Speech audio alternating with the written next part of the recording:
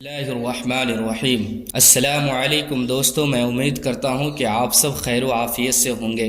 میں آپ سب کو اس ویڈیو میں یہ بتاؤں گا کہ طوفان نوح ختم ہونے کے بعد کیا ہوا، لوگ کیسے زندہ محفوظ رہے، اور کشتی نوح کہاں جا کے ٹھہری، اور پھر اس سے دنیا کی شروعات کیسے ہوئی۔ اگر آپ ابھی تک میرے چینل کو سبسکرائب نہیں کیے ہیں تو ابھی سبسکرائب کر لیں تاکہ ہر طرح کی ویڈیو آپ تک پہنچ سکے۔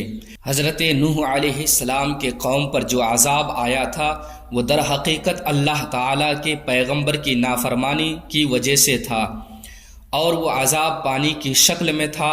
پوری زمین پانی سے بھر گئی تھی، اور حضرت نوح علیہ السلام کی کشتی جو اللہ تعالیٰ کے حکم سے بنایا تھا وہ اس پانی میں تیرتی رہی۔ جب کشتی جودی پہاڑ پر جا کے رک گئی تو اس کے بعد کیا ہوا، اس کے بارے میں حضرت قتادہ رضی اللہ تعالی عنہ فرماتے ہیں کہ مہینے بھر تک اسی جودی پہاڑ پر لگی رہی۔ اس کے بعد سب کے سب اتر گئے، اور کشتی لوگوں کی عبرت کے لیے وہیں صحیح و سالم رکھی رہی۔ بتایا جاتا ہے کہ اس امت کے اول لوگوں نے بھی اس کو دیکھ لیا، حالانکہ اس کے بعد کی بہترین اور مضبوط اور طاقتور سینکڑوں کشتیاں تیار کیے، پھر وہ نیست و نابود ہو گئے۔ اس بارے میں اہل تورات کا قول یہ ہے کہ 7ویں مہینے کے 17ویں تاریخ کو کشتی جودی پہاڑ پر لگ گئی، اور 10ویں مہینے کی پہلی تاریخ کو پہاڑوں کی چوٹیاں کھل گئی۔ اس کے 40 دن کے بعد کشتی کے روزن پانی کے اوپر دکھائی دینے لگے۔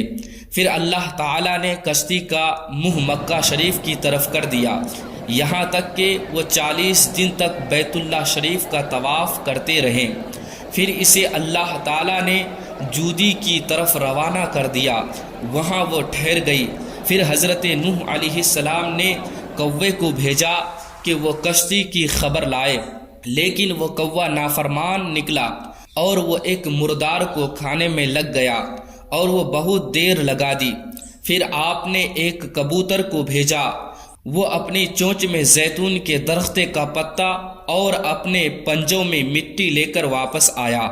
اس چیز کو دیکھ کر حضرت نوح علیہ السلام نے اندازہ لگا لیا کہ پانی سوکھ گیا ہے اور زمین ظاہر ہو گئی ہے۔ پس آپ اور آپ کے جتنے لوگ تھے سب جودی پہاڑ کے نیچے اترے، اور وہی ایک بستی کی بنیاد ڈالی۔ لوگ ہر روز الگ الگ زبان بولنے لگے، وہ ایسی زبان بولنے لگے جو سب سے اعلیٰ اور بہترین عربی زبان تھی۔ ایک دوسرے کا کلام سمجھنا دشوار ہو گیا تھا۔ حضرت نوح علیہ السلام کو اللہ تعالیٰ نے سب زبانوں سے واقف فرما دیا تھا، جس کی وجہ سے لوگ پریشان ہونے سے بچ گئے۔ لوگوں کی ہدایت کے لیے حضرت نوح علیہ السلام ان سب کے درمیان مترجم بن گئے، ایک کا مطلب دوسرے کو سمجھاتے رہے، اور اللہ تعالیٰ نے اسی کشتی پر سوار ہونے والے لوگوں سے دوبارہ اپنے مخلوق کی ابتدا فرمایا۔ اگر اس کشتی نوح کے لوگ نہ بچ پاتے تو آج ہم لوگ اس دنیا میں نہ ہوتے۔